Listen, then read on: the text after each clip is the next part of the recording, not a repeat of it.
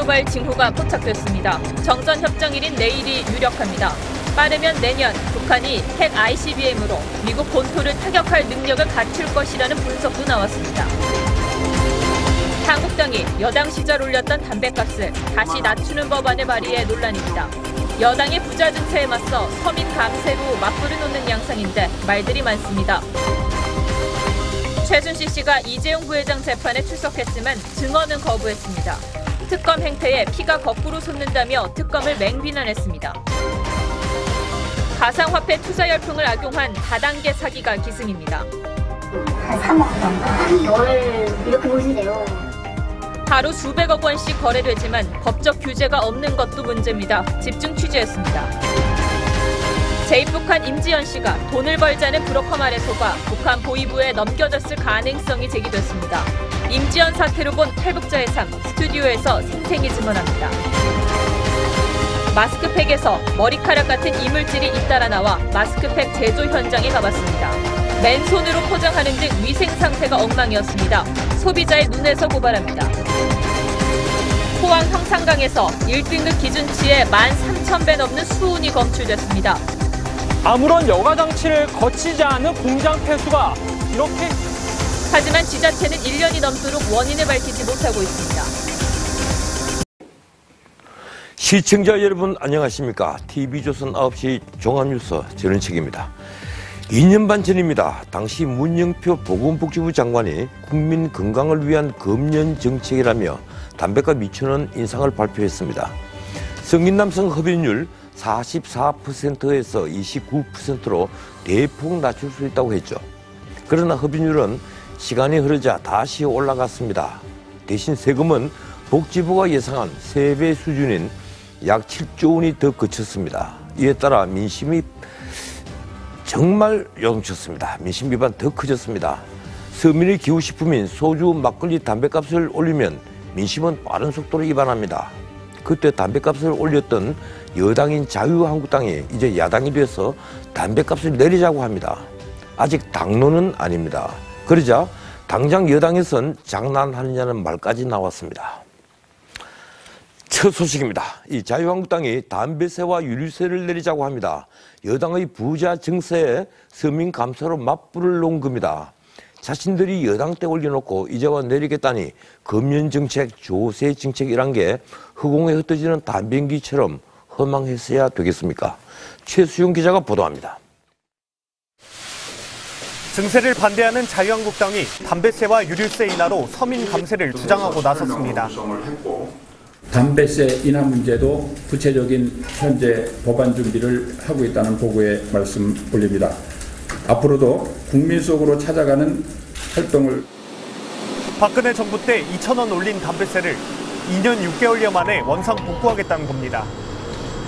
홍준표 대표의 대선 공약임을 내세우지만 민주당과 바른정당은 자기 모순이라고 비판합니다. 이제 와서 내리자는 발상은 자신들이 내세웠던 담배세 인상이 인상 명분이 모두 거짓말이었음을 실토하는 것에 한마디로 코미디입니다. 네티즌들이 정치가 장난이냐는 그런 비아냥을 하고 있습니다. 논란이 커지자 자유한국당은 속도 조절에 나섰습니다.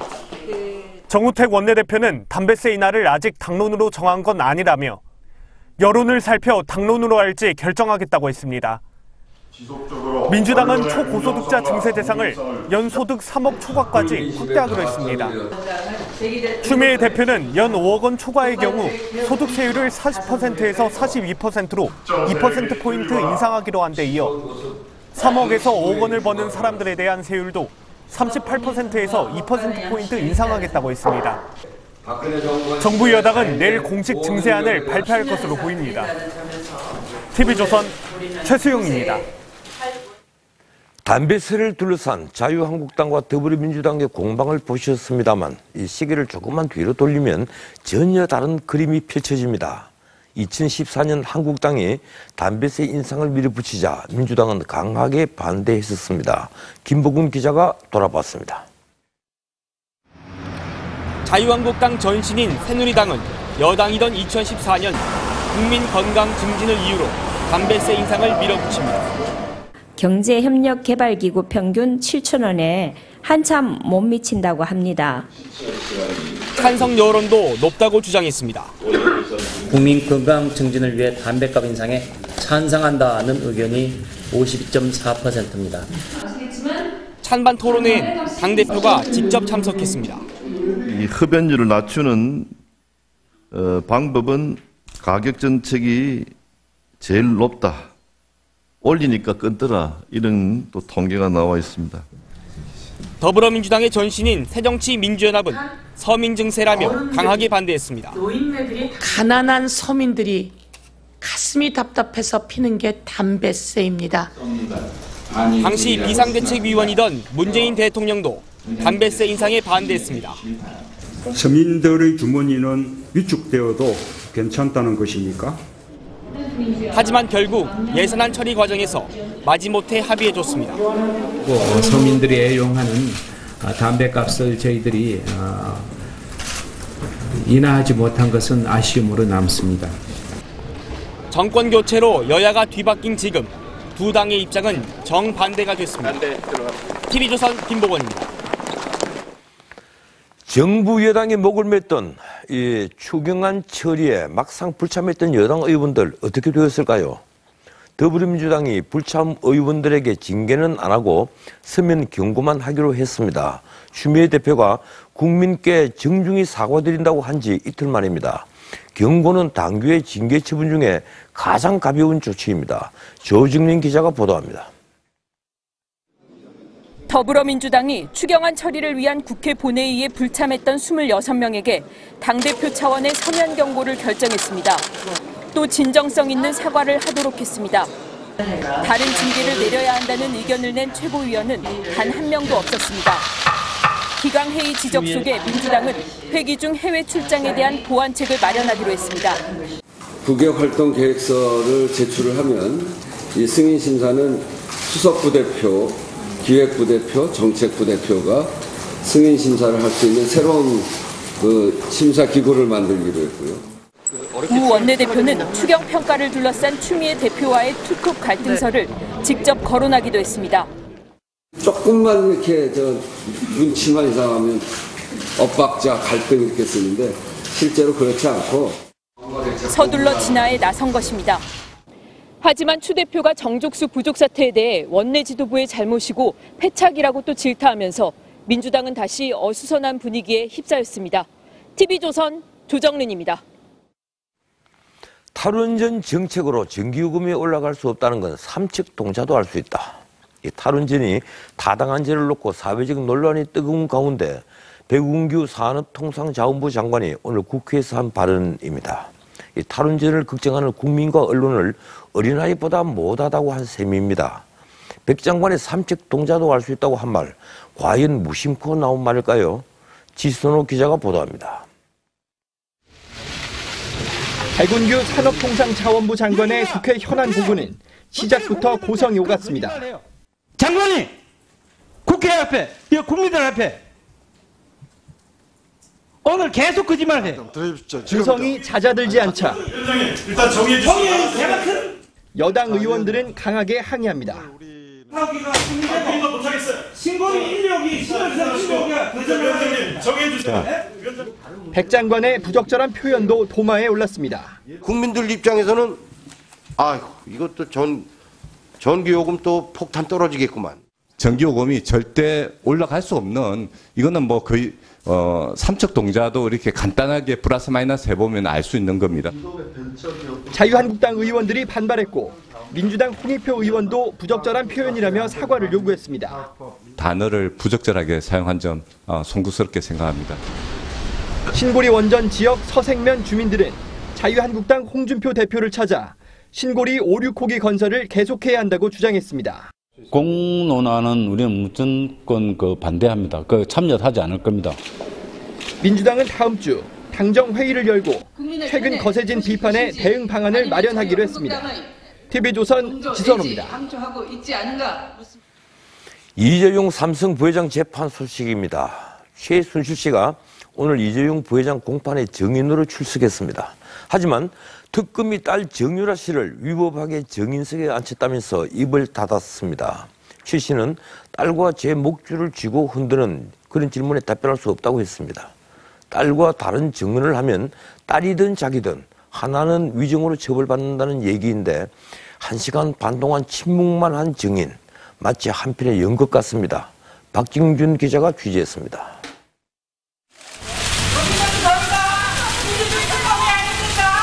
여전히 강한 포석을 갖고 있다고 생각하십니까?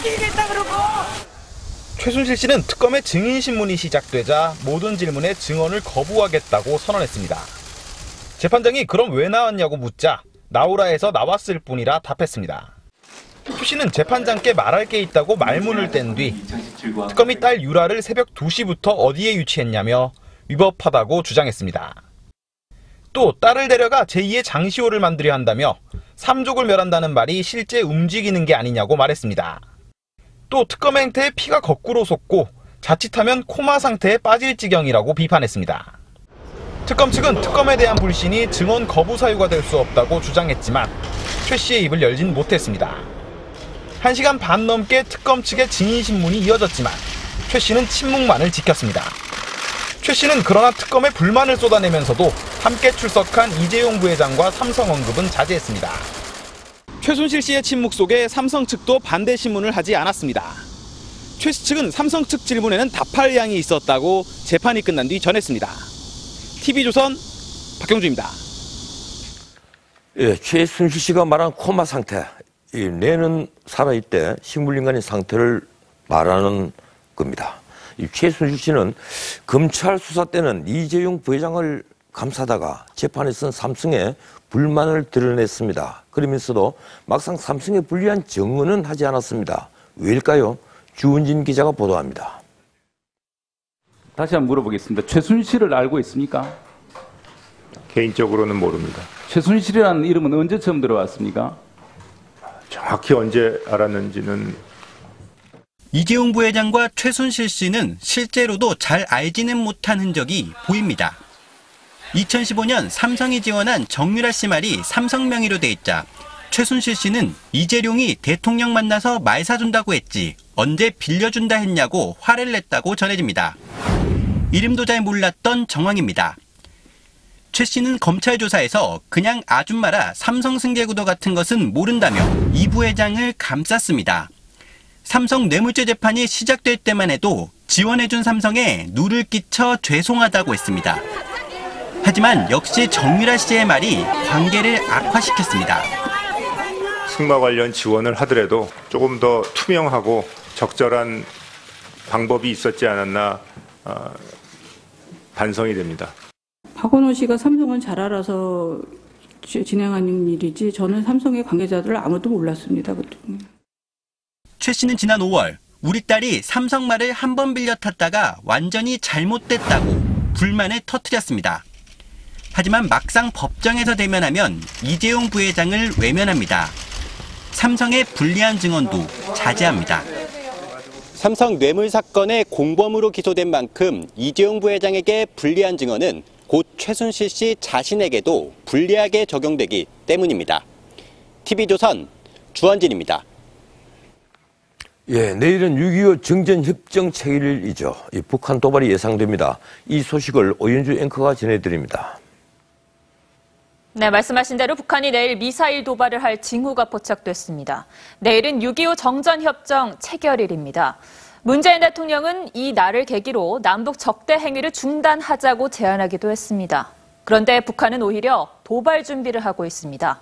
윤동빈 기자입니다.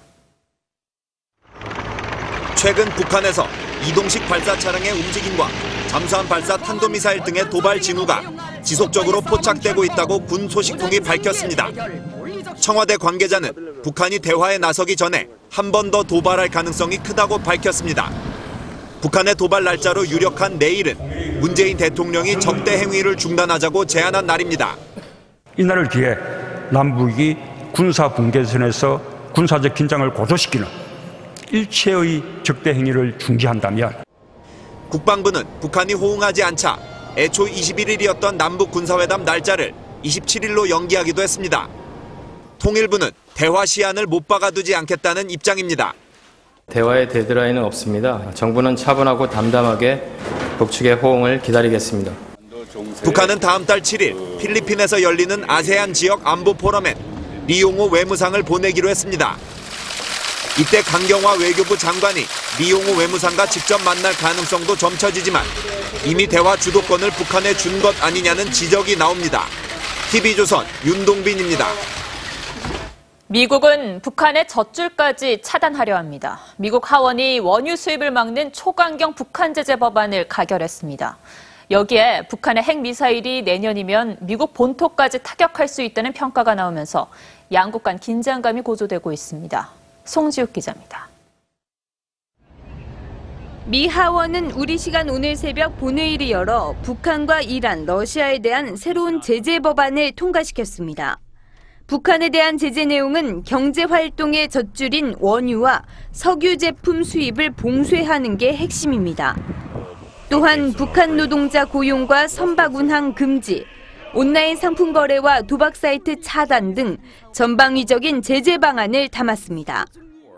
이 법안은 419대 3의 압도적 찬성으로 통과됐습니다. 한편 북한이 내년이면 대륙간 탄도미사일 ICBM으로 미 본토를 실전 타격할 능력을 보유할 것으로 미 국방부가 판단했다는 보도가 나왔습니다.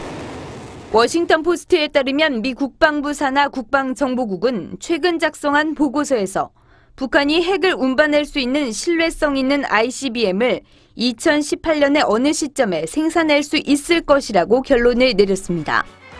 이는 2020년에 북한이 이런 능력을 보유할 것이라던 미 정보기관들의 기존 분석에 비해 시점이 2년이나 앞당겨진 겁니다. 북한은 최근 몇 달간 적극적인 미사일 발사 시험을 통해 이런 능력을 입증했다는 분석입니다. 신문은 또 미 정부 관계자를 인용해 북한이 이르면 휴전협정 체결 64주년인 내일 ICBM의 대기권 재진입 기술 시험에 나설 수 있다는 징후가 포착됐다고 보도했습니다. TV조선 송지욱입니다. 국가정보원 개혁을 주도하고 있는 개혁발전위원회가 국정원의 국내 보안정보 수집 기능을 그대로 유지하기로 가닥을 잡은 것으로 보입니다. 문재인 대통령의 공약과는 다소 차이가 있습니다. 신정훈 기자입니다. 국정원 개혁발전위원장인 정혜구 교수는 한 언론 인터뷰에서 국정원의 국내 보안정보 수집 업무는 그대로 유지될 것이라고 했습니다. 대공과 방첩, 대테러 업무는 국정원법에 규정된 핵심 기능으로 유지돼야 한다는 겁니다. 정치 개입 논란의 주범으로 지목된 국내 정보 담당관, 즉 IO 폐지에 개혁의 초점이 맞춰져 있다는 의미로 해석됩니다. 문재인 대통령은 대선 기간 국내 정보 수집 업무의 전면 폐지를 공약했습니다. 국내 정보 수집 업무를 전면 폐지하고 대북한 및 해외 안보 및 테러, 국제범죄를 전담하는 정 위원장은 문 대통령도 대공, 방첩 등 국내 보안정보의 폐지까지 의미한 것은 아니었다며 공약 후퇴는 아니라고 했습니다. 반면 대공 수사 기능은 보안 정보 수집과 분리해 경찰에 이관키로 했습니다. 그동안 국내 정보 수집과 분석을 담당했던 국정원 내 두 개국은 곧 폐지될 것으로 전해졌습니다. TV조선 신정훈입니다.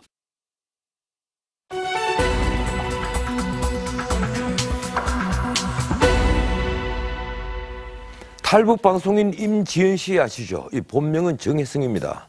임 씨의 입북 경위 갈수록 오리무중입니다. 자진 입북했는지 강제로 북송됐는지를 놓고 여러 얘기가 나오고 있습니다. 북한으로 가겠다고 했다는 전 남자친구 증언이 있는가 하면 북한에 포섭된 브로커에게 속아 납치됐다는 주장도 나왔습니다. 윤재민 기자가 보도합니다. 임지연 씨의 전 남자친구가 북한으로 가겠다는 임 씨의 메시지를 받았던 것으로 알려졌습니다. 자신과 헤어지면 북으로 돌아갈 것이라고 말해왔던 임 씨가 두 사람이 결별한 3월 말 머리를 짧게 자른 사진과 함께 카카오톡 메시지를 보내왔다는 것입니다. 나는 이제 다시 북한으로 돌아갈 거다. 제가 좀 말렸거든요. 그랬더니 이제 잘 지내라 이렇게 딱 한마디 하고 탈퇴해버렸더라고요. 카톡이랑 다. 실제로 임 씨는 지난 4월 초 중국으로 출국했습니다. 중국까지 하더라고요. 그때가 큰 날이었나? 제가 4월 초 경찰들 보니까 4월 6일에 출국했다더라. 반면 임 씨의 탈북과 중국 생활을 도왔던 브로커가 북한에 포섭돼 임 씨를 북으로 넘겼다는 주장도 나왔습니다. 돈에 쪼들리며 가압류 통지서까지 받았던 임 씨가 중국에서 돈을 벌어보자는 브로커의 말에 현혹됐다는 것입니다. 제가 제보받은 것은 고이송의 첩자가 된 그 브로커로부터 오라 이제 여기 와서 정확한 재입국 경위는 오리무중이지만 돈 문제와 관계 있다는 관측이 점점 힘을 얻고 있습니다. TV조선 윤재민입니다. 임지연 씨는 탈북 후에 의지할 사람을 찾으려고 여러 남자와 사귀었다고 합니다. 참 다채롭습니다. 레슬링 선수부터 중소기업 사장까지 직업도 다양했고 중국에도 남편이 있었습니다. 홍인주 기자가 보도합니다. 임지연 씨는 올해 초 한 클럽에서 만난 23살 남성과 교제를 시작했습니다. 병원에 갔는데 아우디를 타고 왔어요, 둘이. 그 남자친구가 돈이 많다고 얘기를 했었어요. 지인들은 임 씨가 남성의 경제적 능력을 특히 중요하게 생각했다고 기억합니다. 국가대표 그 레슬링에 애를 만났었고 되게 많았어. 근데 이번에 뭐 어디 무슨 뭐 자그마한 회사의 뭐 사장님 뭐 많은데 아저씨 아니냐 하니까 아저씨는 뭐래 돈이 많은데 좀 이런 식으로. 임 씨는 탈북 이후에도 중국을 여러 차례 방문했습니다. 북한의 가족에게 송금을 하기 위해서뿐 아니라 탈북 과정에서 동거했던 중국 남성을 만나기 위해서였다는 전언도 있습니다. 북한 주민들이 중국으로 탈북해서 왔을 때, 중국이 왔을 때 이때는 자기 신변 보호가 안 됩니다. 인신매매를 팔려가지고 숨어 사는 거 자체가 자기 보호받기 위해서. 탈북으로 가족과 떨어져 생활했던 임 씨가 가족 대신 의지할 대상을 찾기 위해 노력했던 것으로 보입니다. 하지만 정작 임 씨는 주변 지인들에게 외롭다고 자주 말했다고 전해집니다. TV조선 홍현주입니다. 임지연 씨는 방송인으로 활동하다가 갑자기 북으로 넘어가서 대남 비난 방송의 모습을 드러냈습니다. 임 씨가 남긴 건 이쁘기냐 나쁘기냐는 논란, 그리고 탈북민들을 향한 따가운 시선입니다. 이 자리에 탈북이성 한번 모셨습니다. 2006년 말에 두만강을 건너 탈북했고 2008년 4월 달에 입국한 송승슬양 씨입니다. 어서 오십시오. 예. 제가 이 승 씨를 처음 봐서 좀 실수했습니다. 지금 탈북자 사회 임지연 씨 문제 때문에 이 논란이 많은 걸로 알고 있습니까? 있는데 지금 탈북으로 주로 그러니까 이 자진 월북으로 봅니까? 아니면 이 납북된 걸로 봅니까? 일단은 전문가들의 의견에 의하면 뭐 자진 입국이다 아니면 뭐 납치다 이런 설이 있는데요. 저는 개인적으로 납치라고 판단을 하고 있습니다. 그 이유는 임지연 씨의 딱 친구, 우리 말하면 절친, 그 친구들에 의하면 임지연 씨가 간첩이란 설이 막 이렇게 많을 정도로 있는데요. 그 간첩이 아니다. 왜냐하면 임지연 씨 자체가 그렇게 똑똑치 못하다고 일단 뭐 기억력을 암기력이 어렵다거나 이런 말씀을 하더라고요. 그리고 평상시 행위가 그렇게 스마트지 않기 때문에 간첩일 확률이 낮다. 그리고 북한에서 생각해 보세요. 간첩을 어떻게 몸캠에다가 내보내겠습니까? 그건 아니라고 보죠. 네. 그 임지연 씨가 친구의 친구죠? 네, 딱 친구. 그래서 몇 차례 이제 본 걸로 알고 있는데 한국 사회에 임지연 씨처럼 잘 적응하지 못하고 결국 이제 뭐 북으로 돌아갔거나 아니면 납북됐거나 간에 한국을 떠나는 사람 이런 경우가 많습니까? 어떻습니까? 글쎄요. 사실은 우리 탈북민들 중에서 기존에 25명 정도 있었습니다.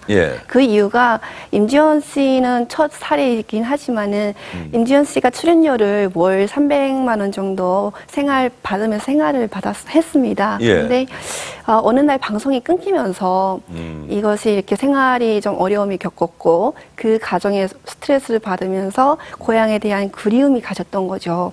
그래서 그리움이 가시다 보니까 북한의 고향이 그립다 이런 생각을 했지만은 그래도 중국에서 멍캠을 하던 친구가 어떻게 북한까지 갈 마음이 있었겠습니까? 그건 아니라고 생각합니다.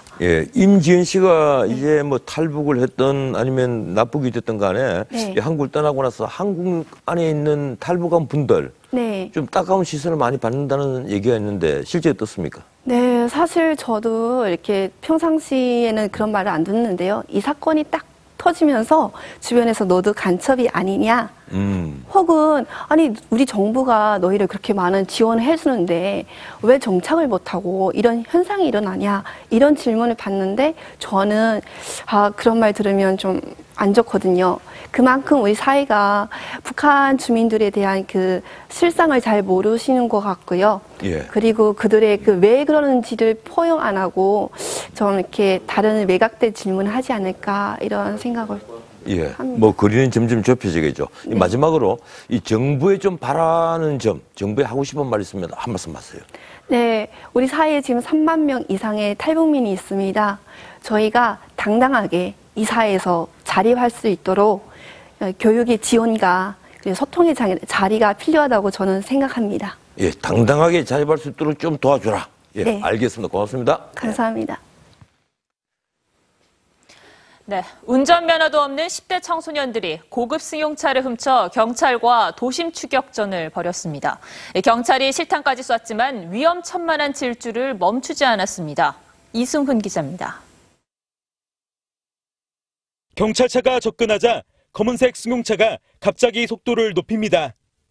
중앙선 분리대와 자동차 사이로 고개 운전을 합니다. 역주행을 하고 교통신호도 무시합니다.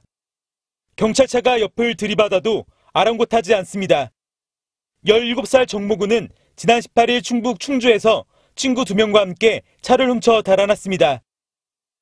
경찰은 이곳에서부터 훔친 차를 타고 달아나는 정군들과 도심 추격전을 벌였습니다.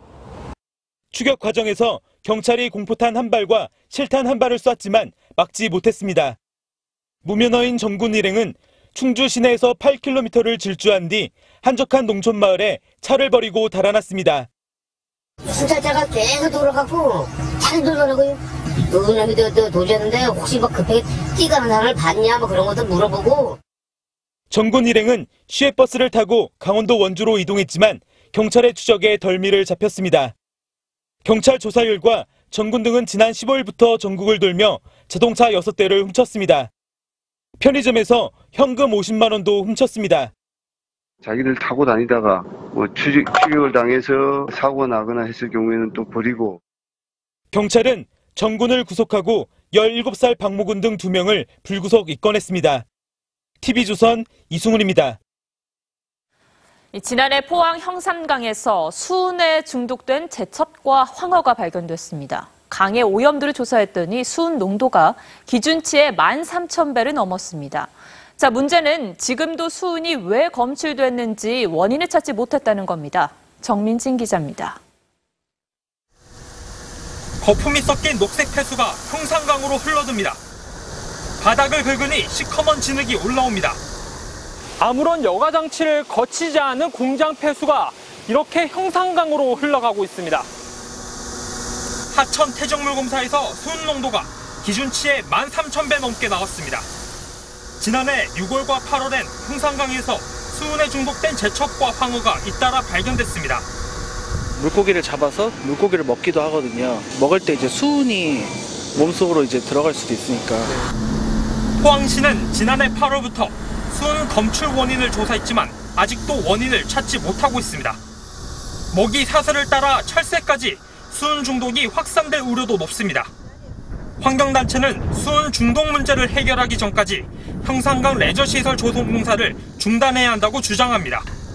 문제가 해결된 이후에 형산강 프로젝트를 어떻게 생태 하천 조성 사업을 하든지 해야 되는 거지. 이 문제가 아직도 제자리 걸음인데. 포항시는 오는 2019년까지 100억 원을 들여 수은이 검출된 형산강 지류 10km 구간에 퇴적물을 준설하겠다고 밝혔습니다. TV조선 정민진입니다. 가습기 살균제 항소심에서 존리 전 옥시 대표는 1심에 이어 또 무죄를 선고받았습니다. 피해자들은 당연히 반발했습니다. 한송원 기자입니다. 가습기 살균제 사건 항소심 선고 후 법정에서 걸어나오며 웃음 짓는 남자가 있습니다. 한국계 미국인인 존리 전 옥시 대표가 다행이라는 직원 인사에 고맙다고 말하는 장면입니다. 법정을 빠져나갈 때는 취재진의 질문을 피했습니다. 죄송합니다. 재판부는 존 리 전 대표가 가습기 살균제의 유해성을 보고받고도 묵살한 증거가 없다고 밝혔습니다. 옥 씨의 다른 임직원들도 1심보다 형량이 1, 2년씩 줄었습니다. 1심에서 징역 7년을 선고받았던 신현우 전 옥시 대표와 오유진 전 세표 대표는 각각 징역 6년, 5년을 받았습니다. 재판부는 피해자에 대한 배상에 적극적으로 노력하여 92%의 피해자들과 합의한 것을 참작했다고 설명했습니다. 피해자들은 반발했습니다. 5년, 6년이 지났는데 이제 100여 명 넘는 사람들 합의해놓고 그게 피해구제 노력한 겁니까? 법원에서 그걸 노력이라고 평가해 주는 겁니까? 옥 씨가 만들어 판매한 가습기 살균제로 인한 사망자는 검찰 발표로만 70명입니다. 피해자들은 검찰의 재수사를 요구했습니다. TV조선 한성원입니다.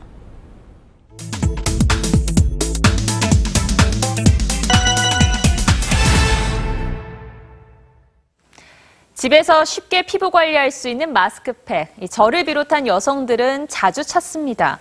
피부에 직접 닿다 보니 꼼꼼히 따지고 사게 되는데요. 그런데 그 노력이 허무해지는 뉴스입니다. 제조 현장에 가봤더니 위생 상태가 다소 충격적이었습니다. 그 현장 포착했습니다. 인천의 한 부업 알선 업체. 내부로 들어가 보니 마스크팩 포장이 한창입니다. 부업이 처음이라 하니 포장 방법을 설명해 줍니다.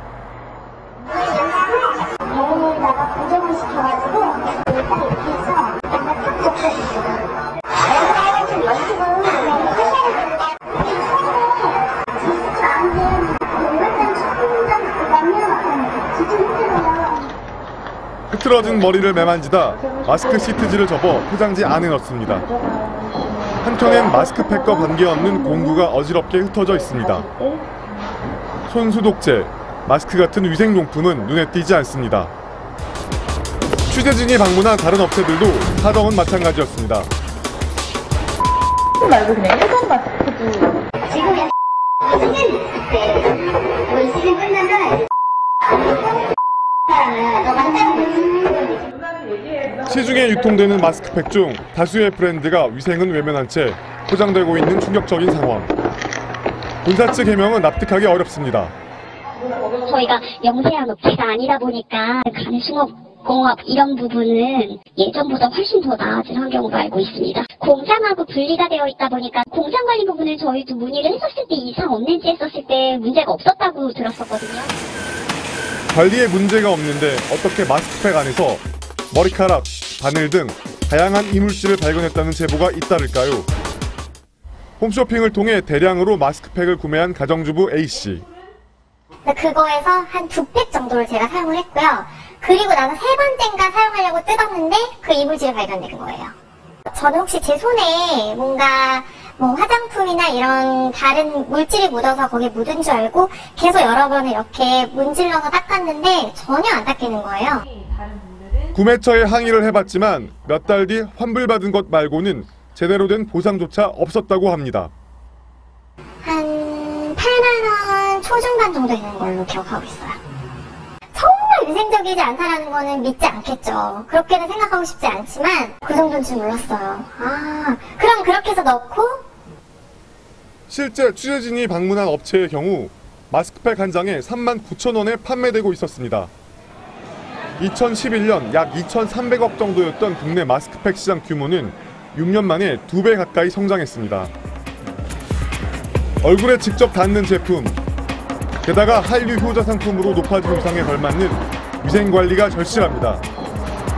뉴스9 소비자의 눈이었습니다.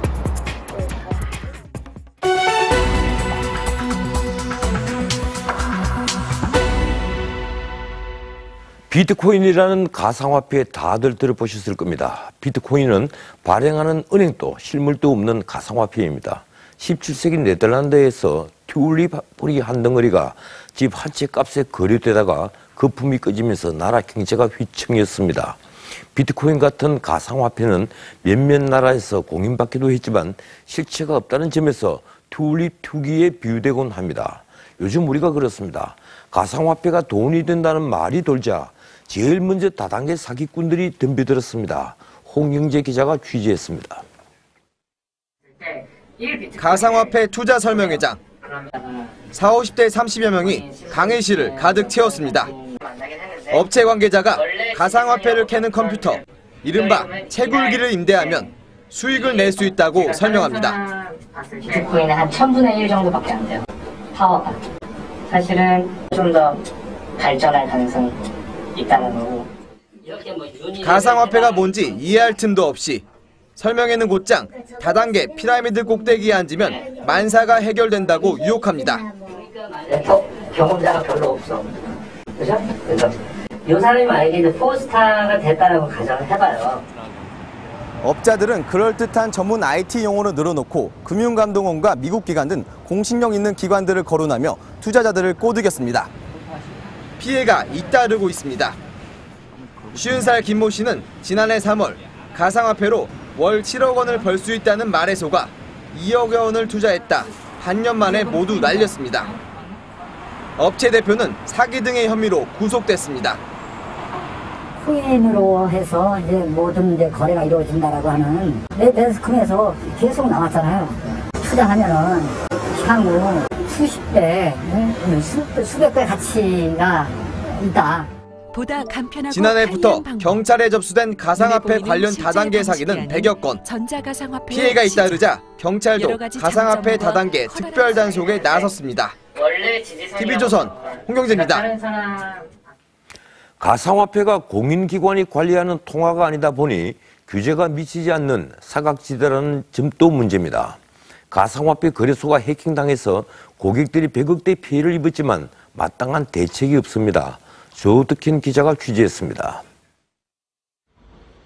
국내 최대 가상화폐 거래 사이트 빗썸의 회원인 임모 씨는 최근 400만 원 상당의 가상화폐를 잃어버렸습니다.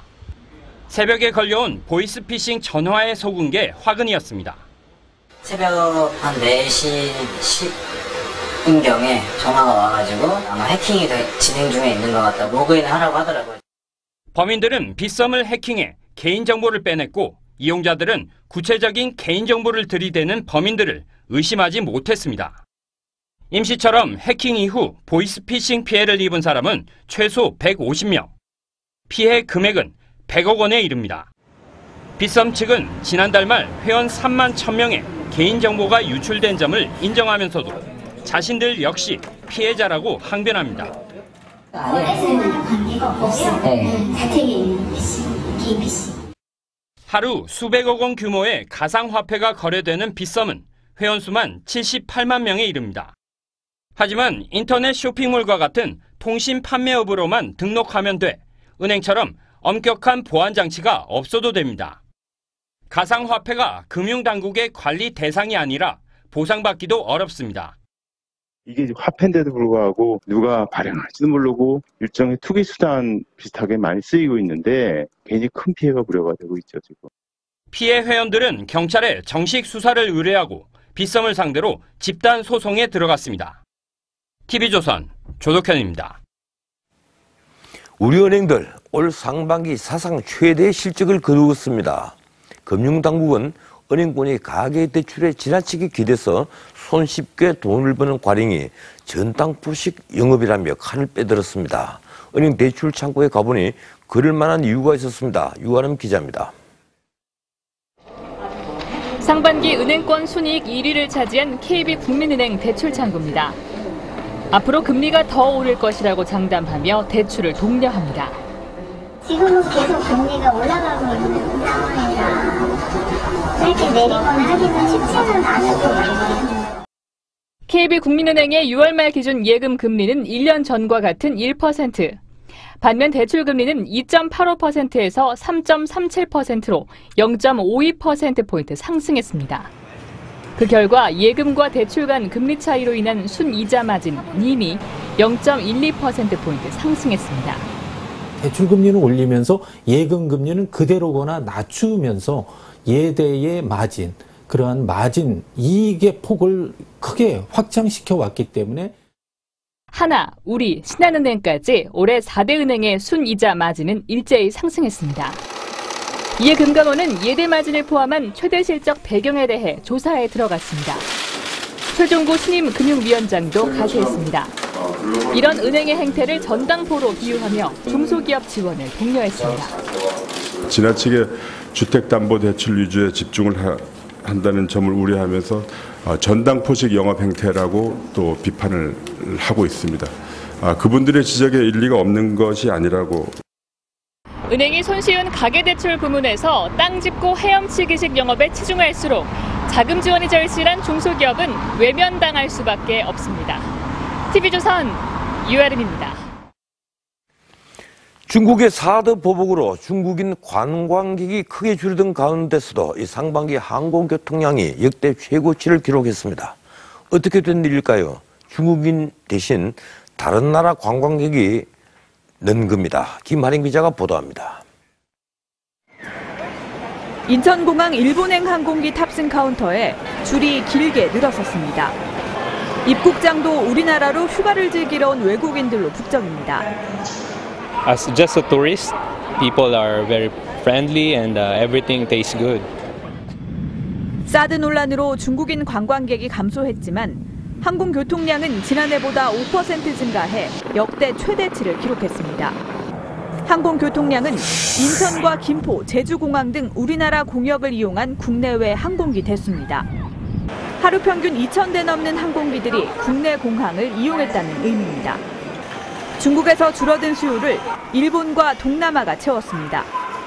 실제 올해 상반기 중국 여객은 21% 줄었지만 일본은 33%, 베트남, 태국, 필리핀 등 동남아는 18% 늘었습니다. 탑승 수속 전광판은 일본과 태국, 베트남행 등이 대부분을 차지하고 있습니다. 단거리 해외여행을 즐기는 우리 여행객이 늘어난 것도 영향을 미쳤습니다. 제주공항이 많이 줄었고요. 기외에서 동남아 가는 방면이 대폭 상승했기 때문에. 이 없으면 잇몸으로 항공업계가 노선 다변화로 사드 보복 영향을 줄이고 있습니다. TV조선 김하림입니다. 문재인 대통령이 유기견을 정식으로 입양했습니다. 이름은 토리, 별명은 문토리입니다. 최지연 기자입니다. 문재인 대통령이 청와대 관저 앞에서 유기견 토리를 직접 맞이합니다. 입양 확인서에 서명하고 예방접종과 사료 등에 대한 설명도 들었습니다. 요즘에 무슨 접종을 해야 된다거나 다른 치료가 필요하다거나 아픈 데는 없으니까 예방약 정도만. 유기견 센터에 명예회원비 10만 원도 냈습니다. 토리 목에는 토리를 토리답게라는 문구와 함께 문 대통령의 성을 딴 문토리란 이름표가 달렸습니다. 토리는 2년 전 식용견으로 팔려갈 뻔하다 남양주 폐가에서 극적으로 구조됐습니다. 한 할아버지가 때리고 또 먹기도 하고 이랬었는데 짧은 목줄에 묶여서 바깥에서 방치되고 있었고. 검은 털의 믹스견이라 쉽게 입양되지 않았는데 지난 대선 때 문 대통령이 사람과 동물 모두 편견과 차별에서 자유로워야 한다며 주인을 자처했습니다.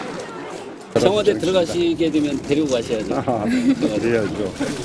지난주 정의당 이정미 대표는 문 대통령에게 토리 방석을 선물하기도 했습니다. 토리는 먼저 청와대에 입성한 풍산개 마루, 고양이 찡찡이와 함께 생활합니다. TV조선 최지원입니다. 네, 촬영하겠습니다. 자, 하나, 둘.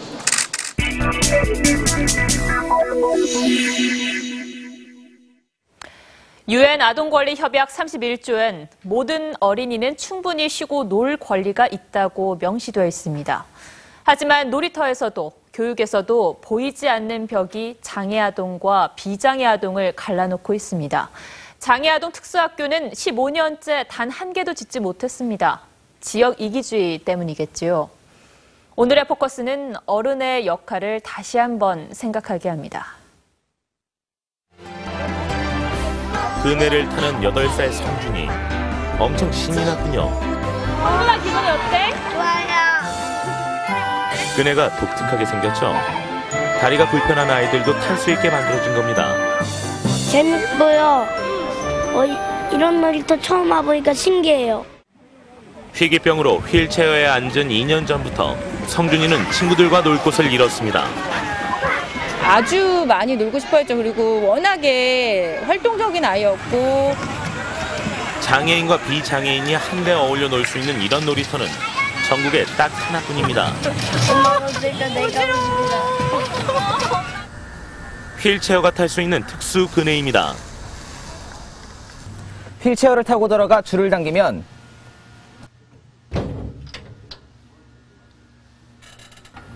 이렇게 그네가 흔들립니다.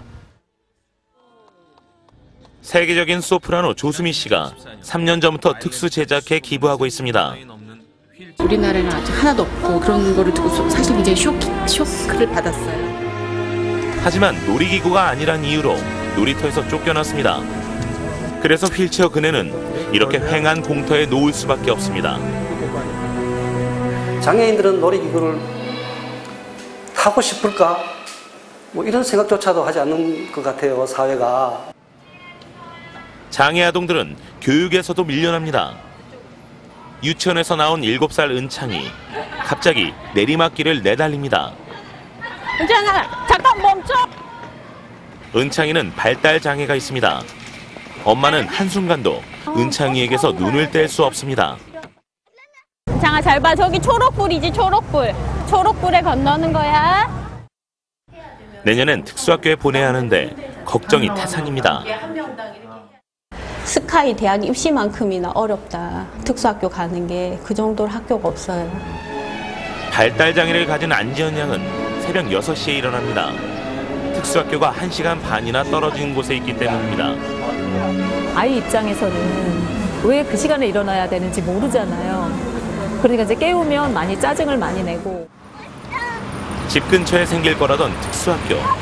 처음엔 희망이었지만 이젠 또 한 번의 절망입니다. 이곳에 들어설 예정인 발달장애 학생들을 위한 특수학교는 2019년 3월 개교를 목표로 하고 있지만 주민 반발로 인해 아직 공사 시작조차 하지 못했습니다. 고성과 삿대질, 몸싸움, 공청회는 난장판이 됐습니다. 주민들이 특수학교를 반대하는 이유는 기값이 떨어지니까 반대해요. 그 휠체어 타는 사람이 전부 1인 다 몰아놓고. 우리는 그냥 봐주지만 뭐 강서구 주민들은 보이지 않는 벽에 막힌 장애 아동들은 놀 곳도 배울 곳도 잃어갑니다. 뉴스9 포커스였습니다. 네. 본격적인 휴가철이 다가오면서 수영복에 관심을 갖게 되죠. 올여름 트렌드를 이루라 기자가 알려드립니다.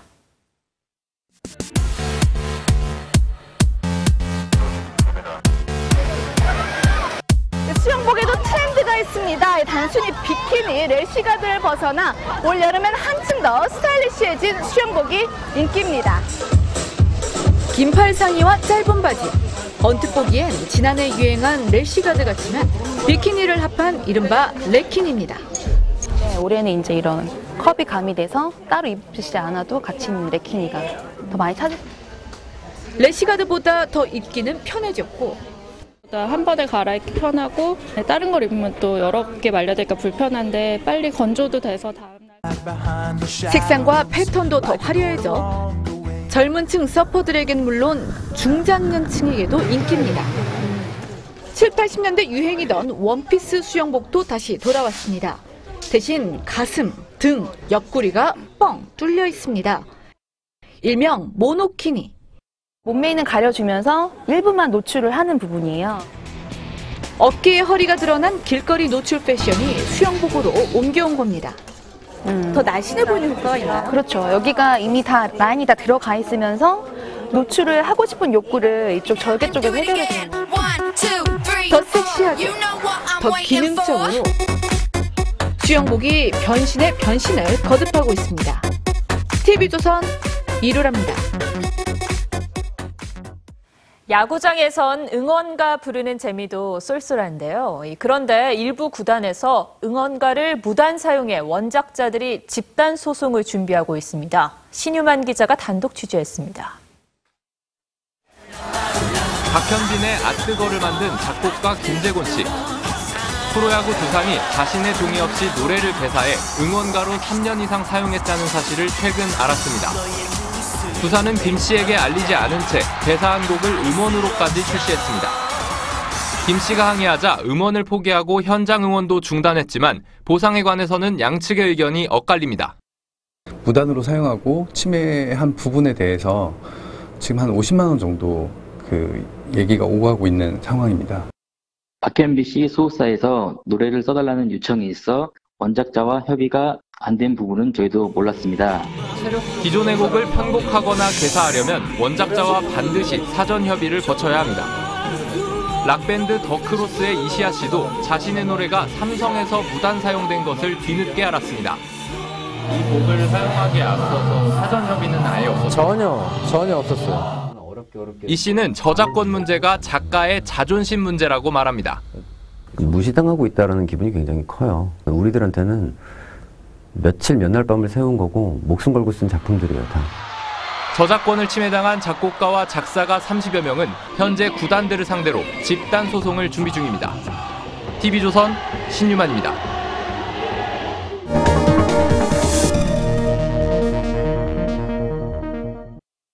백운규 산자부 장관이 오늘 국회 신고리 569기 현안 보고에서 혼쭐이 났습니다.